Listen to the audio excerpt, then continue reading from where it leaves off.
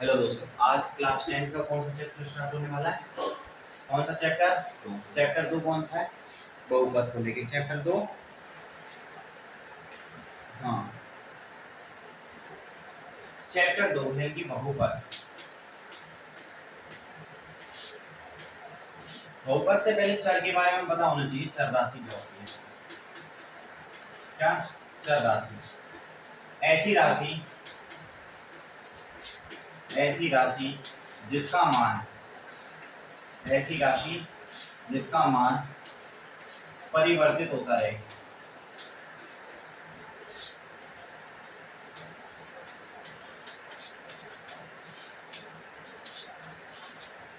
तो ऐसी राशि जिसका मान क्या होता है? परिवर्तित होता रहता है। कैसी राशि कहलाती है? चर राशि।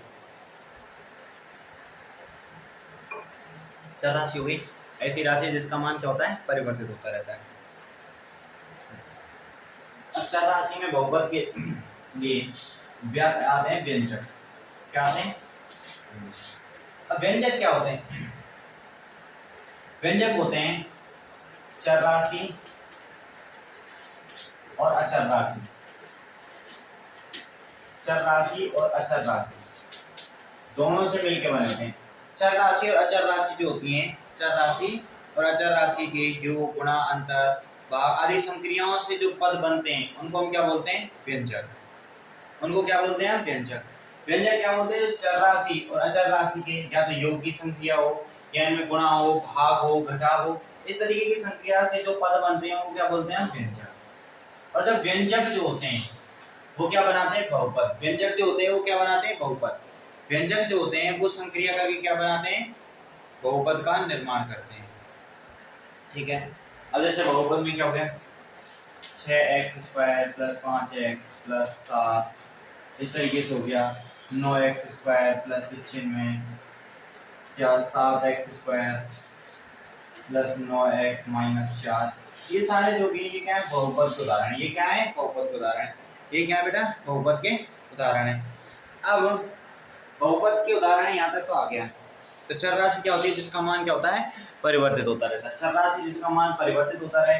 व्यंजक चर राशि और अचर राशि दोनों से मिलकर बनते हैं। चर राशि और अचर राशि दोनों के योग की संक्रिया हो, गुणा हो, भाग हो, इस तरीके से जो संक्रिया करके मिलते हैं वो क्या कहलाते हैं? व्यंजक। आगे चर राशि और व्यंजक। ठीक है। और बहुपद क्या होते हैं? बहुत से व्यंजक जब मिलते हैं यानी कि व्यंजकों के योग करके जो बनाते हैं जो वो क्या बनाते हैं? बहुपद। अब बहुपद भी कई प्रकार के होते हैं। सबसे पहला होता है रैखिक बहुपद। रैखिक बहुपद रैखिक बहुपद को हम क्या है? एक घाती बहुपद भी कह सकते हैं। रैखिक बहुपद को क्या भी कह सकते हैं? एक घाती बहुपद।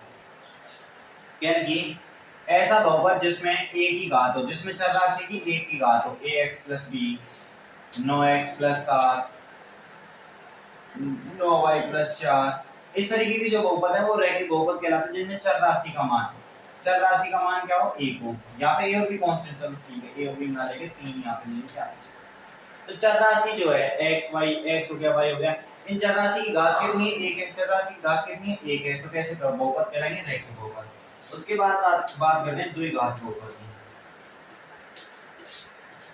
द्विघाती बहुपद ऐसे बहुपद जिनमें चर राशि की घात कितनी हो? 2, जैसे x² + 4, y² - 9, z² - 17।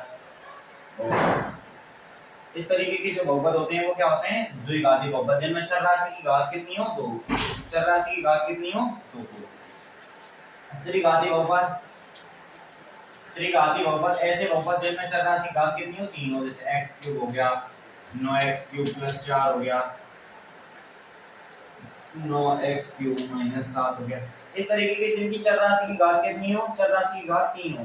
सॉरी, यहाँ पे x³ चर राशि की घात कितनी हो? 3 हो। चर राशि की घात 3 हो, कौन से कहलाएंगे? त्रिघाती बहुपद। एक घाती बहुपद, दो घाती बहुपद और तीन घाती बहुपद पता चलता है। ठीक है, यहाँ तक।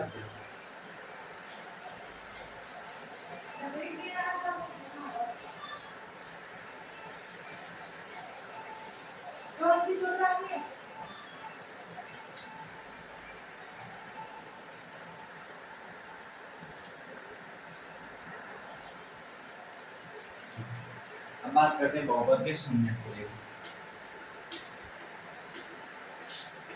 बहुपद के शून्य, बहुपद के, तो बहुपद के शून्य क्या होता है कि चर राशि के वे मान, चर राशि के वे मान जिनके लिए बहुपद का मान क्या होता है, जीरो हो जाए। चर राशि के वे मान जिनके लिए बहुपद का मान जीरो यानी कि शून्य हो जाए, जीरो यानी कि शून्य हो जाए, क्या कहलाएंगे, बहुपद के शून्य कहलाएंगे। बहुपद के शून्य जिनके लिए चर राशि का मान कितना हो जाए, जीरो हो जाए। चर राशि का मान जीरो हो जाएगा, क्या कहलाएगा, बहुपद के शून्य कहलाएंगे। ठीक है, यानी कि चर राशि के वे मान जिनके लिए बहुपद का मान क्या हो जाना चाहिए, जीरो। चर राशि के वे मान जिनके लिए बहुपद का मान जीरो। तो अच्छा हाँ, द्विघाती बहुपद पे जो आगे वो बात आगे करेंगे। अभी 2.1 स्टार्ट करने जा रहे हैं, 2.1 स्टार्ट करने जा रहे हैं। उसमें इस तरीके से दे रखे हैं, ये कौन सा अक्ष हो गया, एक्स अक्ष, और ये मान लिया अपने वाई अक्ष, ये हो गया,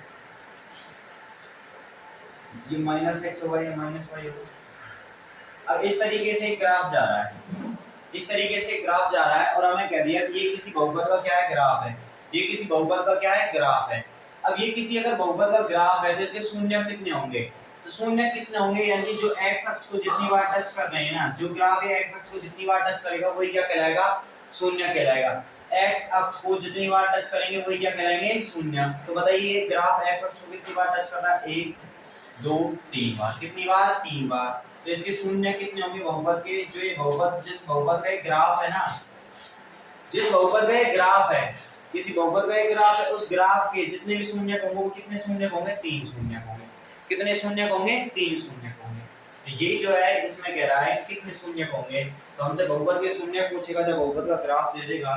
तो क्वेश्चन नंबर पहला, पहले का पहला देखिए, क्वेश्चन नंबर पहले के पहले में किस तरीके का ग्राफ है, अच्छा उसको बना ही लेते हैं। पहले में इस तरीके से ग्राफ दे रखा है,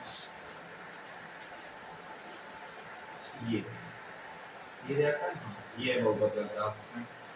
दूसरा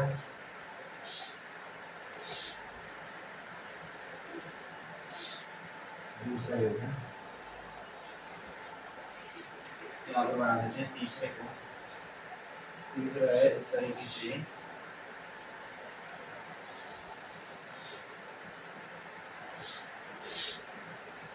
चौथे वाले में ये 5 छठे वाले, तीसरा ये चौथा। तो ये वाई अक्ष है, ये माइनस वाई होगा, ये माइनस एक्स होगा, और ये प्लस एक्स। उसी तरीके से यहाँ पे माइनस के एक्स होगा, ये प्लस के एक्स होगा, ये वाई होगा, यहाँ पे माइनस, यहाँ पे Y minus Y minus X, और यहाँ पे प्लस एक्स। इस तरीके से हो गया यहाँ पे माइनस। तो 2.1 पहले में देखिए, ये y है और ये माइनस वाई एक्स माइनस। अब मुझे बताइए ये ग्राफ है, ये दे रखा है बहुपद का ग्राफ, ये बहुपद का ग्राफ एक्स अक्ष को कहीं पे भी टच कर रहा है, नहीं कर रहा। तो क्वेश्चन नंबर पहले में जो शून्य आएंगे, तो इसमें जो शून्य आएंगे बहुपद के शून्य कितने आएंगे, 0। बहुपद के शून्य कितने निकल के आएंगे, 0। बहुपद के शून्य 0। दूसरे नंबर वाले में देखिए एक्स अक्ष को कितनी बार टच कर रहा है, एक बार। एक्स अक्ष को एक बार टच कर रहा है, तो शून्य जो निकल के आएंगे इस बहुपद के, तो शून्य कितने निकल के आएंगे बेटा, एक। कितने, एक। अब यहाँ पे बात करेंगे, यहाँ पे एक्स अक्ष को एक बार, 2 बार और 3 बार, कितनी बार, 3 बार। तो शून्य कितने निकल जाएंगे, 3। अब चौथे क्वेश्चन में देखिए, ये इस तरीके का ग्राफ है, एक बार और 2 बार टच कर रहा है, तो शून्य कितने, ध्यान से हम लिखेंगे शून्य कितने, शून्य कितने निकल के आए, तो ये तो था। यानी कि ये जो बहुपद का ग्राफ है, बहुपद का ग्राफ है एक्स अक्ष को, बहुपद का ग्राफ जो है एक्स अक्ष को जितनी बार टच करेगा, एक्स अक्ष को जितनी बार टच करेगा उतनी शून्य निकल के, यहाँ पे कर रहा है, नहीं कर रहा, तो कितने, 0। यहाँ पे कितनी बार कर रहा है, एक बार, तो शून्य 1। यहाँ पे 1 2 3 बार, तो कितने, शून्य 3। यहाँ पे 2 बार कर रहा है, तो शून्य 2। इस तरीके से ये तो थे 4 इसके। अब 5वें और 6वें पे बात करते हैं। 5वीं आकृति किस तरीके की है,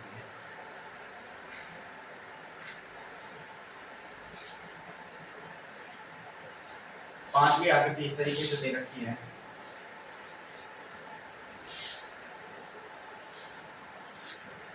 छठी आकृति जो दे रखी है वो मैं साथ साथ नहीं बना ही देता हूँ।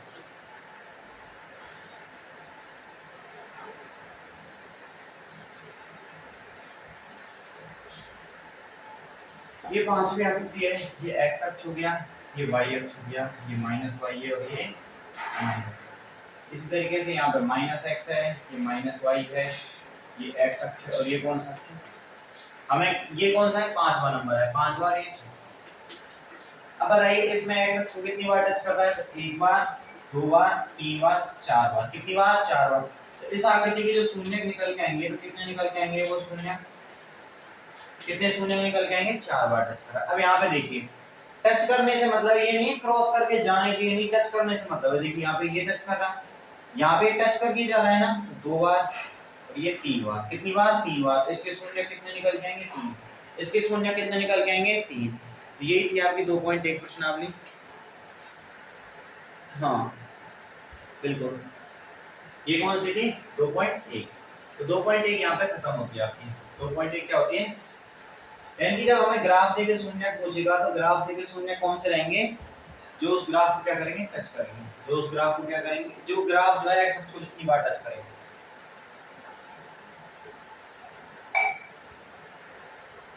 ग्राफ जो है एक्स अक्ष को जितनी बार टच करेगा वो क्या कहलाएगा? बहुपद के समीकरण। अब एक द्विघात समीकरण है, द्विघात समीकरण ax² + bx + ax² + bx + c क्या है? द्विघात समीकरण। क्या है? द्विघात समीकरण। एक द्विघात समीकरण है ax² + bx + c। अब द्विघात समीकरण में सबसे पहले हमें पता लगाना है शून्य। मैं मान लेता हूं इसके शून्य अल्फा और बीटा है। क्या है? अल्फा और बीटा। इसके शून्य कौन कौन से हैं? अल्फा और बीटा। शून्य क्या है? Alpha beta. तो शून्यकों का योग अल्फा प्लस शून्यकों का योग। तो ये शून्य जो है इनका योग जो निकल के आएगा ना, वो कितना निकल के आएगा बेटा? -b/a। शून्यकों का योग जो है वो -b/a होगा और शून्यकों का योग क्या होता है? Alpha plus beta. तो अल्फा प्लस बीटा बराबर कितना आएगा? -b/a। अब शून्यकों का गुणनफल, यदि बात करें हम शून्यकों के गुणनफल को लेके, किसको लेके? शून्यकों का गुणनफल, तो वो निकल के आएगा c/a। शून्यकों का गुणनफल c/a। तो गुणनफल को किस तरीके से लिखेंगे? Alpha dot beta. Alpha dot beta बराबर c/a।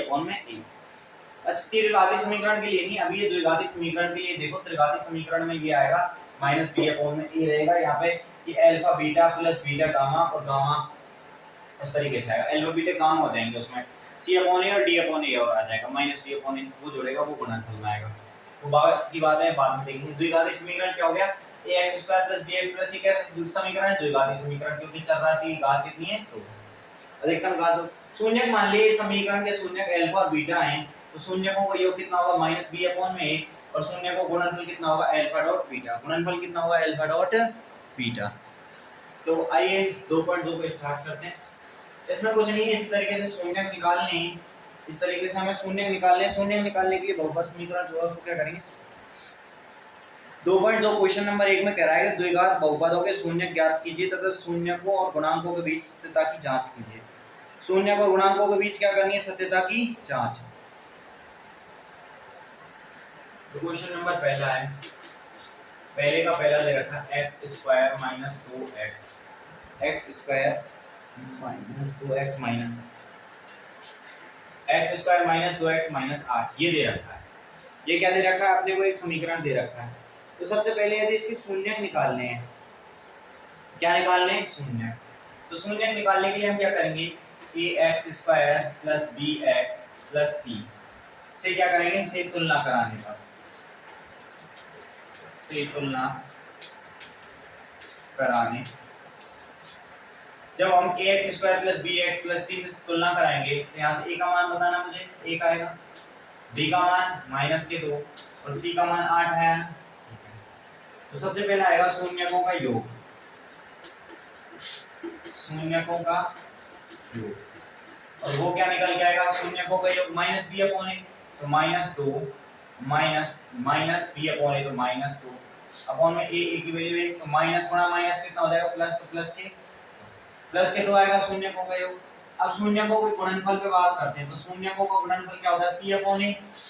गुणनफल क्या होता है? c/a। तो c की वैल्यू 8 अपॉन में 1 बराबर कितना निकल के आया? 8/1 8। अब इस समीकरण को लेके आते हैं हम, गुणे x square minus 2x minus 8। अब शून्य निकालने के लिए x का मान क्या रखें, समीकरण 0 आ जाए। यहाँ पर हम इसको बराबर में 0 कर देंगे तो हमें पता चल जाएगा ना x के किस मान के लिए 0 आएगा। ठीक है, अब यहाँ से इसको x ऐसी संख्या देखनी है जिसको गुणा करने पे, ऐसी दो संख्या देखिए जिनको गुणा करने पे कितना आना चाहिए -8x², गुणा करने पे तो -8x² आना चाहिए और जोड़ने पे प्लस के 2x आना चाहिए, माइनस के 2x। तो ऐसी संख्या -4x और प्लस के 2x ले लेता हूँ। 4 गुणा 2 8x² -8x² आ रहा है और जोड़ने पे -2x आ रहा है। यहाँ पर हम लिखेंगे कि x² माइनस के 4x प्लस के 2x माइनस 8 बराबर 0। अब x कॉमन लिया तो क्या बचा, x माइनस 4 बचेगा। यहाँ से हमने 2 कॉमन लिया तो x माइनस 4 बचेगा बराबर 0। देखिए x कॉमन लिया, यहाँ से x गया तो x बचा, यहाँ से 4 आ गया। यहाँ से 2 कॉमन लेंगे तो x बचा और 8 में से 2 आ गया। तो देखिए गुणा कीजिए x गुणा x, x² x गुणा 4x तो -4, 2 गुणा x 2x और 4 गुणा 2 -18। अब यहाँ से इसको लिखेंगे, ये दोनों टर्म कॉमन आ रही है ना, तो इन दोनों को एक जगह लिख देंगे। तो इसको लिखेंगे x + 2 और अगले को क्या लिखेंगे x - 4 बराबर में x + 2 और x - 4 बराबर 0। x + 2 x - 4 बराबर 0। अब यहाँ से निकालेंगे तो एक बार रखेंगे हम x + 2 बराबर 0 और एक बार रखेंगे x - 4 बराबर 0। x - 4 बराबर 0 अब रखेंगे तो यहाँ से आ जाएगा x बराबर के -2 और x बराबर आ गया, एक मान कितना आ गया, x के बराबर में 4, x बराबर 4। अब हमें कह रहा है कि शून्यकों का योग कीजिए। जब शून्य किया गए, एक -2 और 4 है तो इनका योग करेंगे तो शून्यकों का योग कितना आ रहा है, -2 + 4 बराबर के 2 आ रहा है। और यदि इनका क्या करते हैं, गुणनफल निकालते हैं। क्या निकालते हैं, गुणनफल। तो -2 × 4 बराबर -8, -2 × 4 बराबर -8, माइनस क्या, अच्छा सॉरी यहाँ पे c बराबर -8 है, माइनस। तो देखिए यहाँ पे योग जो आ रहा है वो 2 आ रहा है ना, और गुणा कितना आ रहा है, -8, गुणा कितना आ रहा है, -8। और यहाँ पे देखिए शून्यकों का योग 2 आ रहा है और गुणनफल कितना आ रहा है, -8। तो इनमें संबंध की जांच भी हो गई। हमने क्या किया, पहले शून्यकों का योग निकाल लिया, फिर शून्यकों का गुणनफल निकाल लिया और फिर बाद में हमने शून्यक निकाल लिया। या आप ऐसा कर सकते हैं, पहले शून्यक निकाल लेंगे बाद में इसे निकाल लेंगे। शून्यक निकाल लिए, ठीक है। अब जो शून्यक आए इन शून्यकों का योग करेंगे, योग 2 आ रहा है ना, और यहाँ से हम सूत्र से देखेंगे। जब इस द्विघात समीकरण में हमने जो सूत्र लगाया था -b/a, तो -b/a से आ रहा है 2 आ रहा है, बिल्कुल ठीक है। गुणनफल देखेंगे, शून्य का गुणनफल -8 आ रहा है और हमने किया था c/a करेंगे -8 आ रहा है, तो गुणनफल भी सही आ रहा है ना, ठीक है। ये क्या थी, शून्यकों का। सबसे पहले हमें क्या करना था, शून्यक निकालने थे। फिर शून्य निकालने के बाद उन शून्यकों की क्या करनी थी, तुलना करनी थी, यानी संबंध की सत्यता बतानी थी। सत्यता कैसे कि -b/a c/a ये बराबर होते हैं जो शून्यकों का योग और गुणनफल निकल के आता है। अब दूसरा खुद से करेंगे, सेम है, तीसरा भी ठीक है, चौथा मैं करा देता हूँ। क्वेश्चन नंबर पहले का चौथा क्या कह रहा है, चौथा 4u² + 8, 4u² + 8u, ये u इस तरीके से नीचे। तो क्या करेंगे, चलो सबसे पहले इसको 0 के बराबर रख देते हैं। इसको क्या कर देते हैं, 0 के बराबर। 0 के बराबर रख लिया, यहाँ से शून्य निकालेंगे तो 4u² + 8u। तो यहाँ से मैं क्या करता हूँ, इसमें 4u कॉमन ले लिया, 4u कॉमन ले लिया, 4u कॉमन ले लिया। यहाँ से क्या बचेगा, u + 2 बराबर में। अब यहाँ से लिखेंगे हम 4u बराबर 0 और दूसरा कौन सा रह गया, u है, ये u + 2 बराबर 0। और यहाँ से u बराबर कितना आ गया, 0, और यहाँ से u बराबर कितना आ गया, -1। u बराबर 0 आ रहा है, एक ये आ रहा है, ये आ रहा है।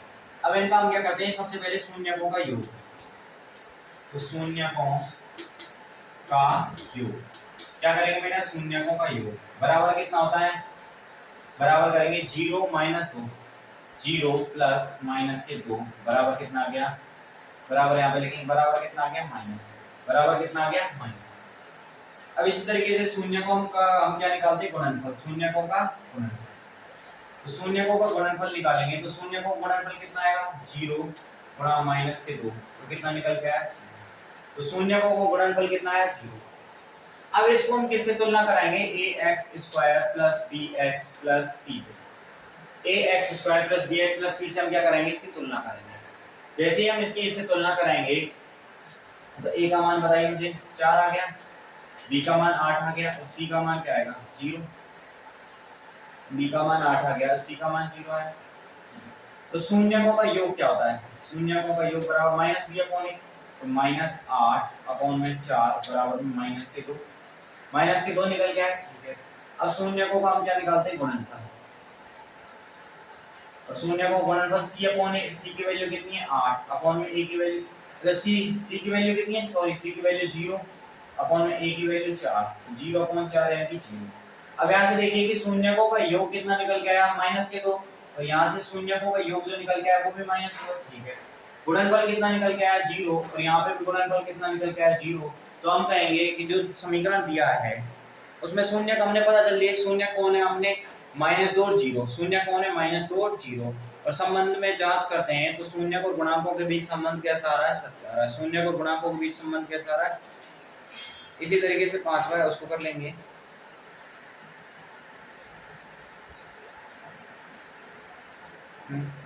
तो ये तो गए यहाँ तक, ये हो गए यहाँ तक। अगला क्वेश्चन है क्वेश्चन नंबर 2, हमें कह रहा है बहुपद ज्ञात करने हैं, शून्यकों का योग और गुणनफल दे रखा है। अब की बार शून्यकों का योग और गुणनफल दे रखा है तो बहुपद क्या होगा। अभी तक तो हमें बहुपद देके शून्य निकलवाए थे, बहुपद देके शून्य निकलवाए थे, ठीक है निकाल दिया हमने, बहुपद देके शून्य को निकाल दिया। अब क्वेश्चन नंबर दूसरा है, तो क्वेश्चन नंबर दूसरा कह रहा है कि अब तक तुमने कर लिया बहुत मनमानी, हमने बहुपद दिया आपने शून्य निकाल दिया, कोई दिक्कत नहीं है। अब हम आपको क्या देंगे शून्य, क्या देंगे शून्य। आपको क्या निकालना है बहुपद, तो एक है 1/4 और -1, एक दे रखा 1/4 और एक दे रखा -1, ये क्या है शून्य है। माना अल्फा बराबर ये, तो ये दे रखे हमें शून्य, ये क्या दे रखे हैं अपने को शून्य, शून्य ये दे रखे। अब हमें क्या करेंगे, माना अल्फा बराबर 1/4 मान लिया और बीटा बराबर क्या मान लिया -1। अब शून्यकों का योग करेंगे तो शून्यकों का योग क्या होता है अल्फा प्लस बीटा, और जो किसके बराबर होता है -b अपॉन में a के बराबर होता है ना, अल्फा 1/4 प्लस माइनस के 1 -b अपॉन में करेंगे तो 1 -4 अपॉन में 4 आया बराबर -b अपॉन में 1, ले से लेंगे 4 ले से आ गया, ठीक है 4 एकम 4 -4 तो कितना बचेगा यहाँ से -3/4 बराबर -b अपॉन में 1। अब इससे तुलना करा के देखते हैं, इससे क्या कराते हैं तुलना कराते हैं, यहाँ से माइनस कैंसिल हो गया, माइनस से माइनस कैंसिल, a बराबर कितना आ गया 4 और b बराबर कितना आ गया 3, यहाँ से a बराबर 4 और b बराबर कितना आ गया 3। अब करते हैं शून्यकों का गुणा, शून्यकों का गुणनफल, क्या करते हैं शून्यकों का गुणनफल, और गुणनफल कितना होता है c अपॉन में, गुणनफल कितना होता है c अपॉन में a, ये है c अपॉन में a, गुणनफल कितना होता है c अपॉन में। तो गुणनफल करेंगे अल्फा डॉट बीटा बराबर c अपॉन में a, और अल्फा डॉट बीटा करेंगे तो 1/4 गुणा -1 बराबर c अपॉन में, ये आएगा -1/4 बराबर c अपॉन में। अब हमें पता है a बराबर 4 यहाँ से आ रहा है, a बराबर 4 आ रहा है बिल्कुल ठीक है, तो c बराबर कितना है -1, तो c बराबर कितना आ गया -1, तो a बराबर कितना है 4, b बराबर कितना है 3 है। बहुपद निकालने में कोई दिक्कत है नहीं करेंगे, तो a का ax² तो 4x² प्लस b तो 3x माइनस के a, ये क्या निकल के आया बहुपद, ये क्या निकल के आएगा बेटा बहुपद, ये क्या निकल के आएगा बहुपद निकल के आएगा। इसी तरीके के आगे क्वेश्चन दे रखे हैं, उन क्वेश्चनों को आप सेल्फ कर लेना। अब दे रखा है अगले जो क्वेश्चन है वो आप सेल्फ से कर लेना, ठीक है। इसी के साथ आपकी ये 2.2 है खत्म होती है, ये 2.2 क्या होती है 2.2 खत्म होती है। कुछ नहीं है शून्य दे रखे होंगे, उनका हमें क्या करना है दोनों को जोड़ना है इस तरीके से, ये मान दे दिए ये मान दे दिए। अब दो मानों को जोड़ने में कोई दिक्कत नहीं है, यहाँ पे माइनस दिया होने जैसा। इसी तरीके से इन दो मानों को क्या करना है गुणा कराना है, दो मानों को गुणा कराना है 10 और इनकी वैल्यू तुलना करा ली, लास्ट में आ गया जैसे 3 इसके बराबर है 4 इसके बराबर है, तो यहाँ से a बराबर 4 रखना है, c बराबर -1 आइए, ठीक है। तो बेटा ये आपकी 2.2 यहाँ पे क्या होती है खत्म होती है।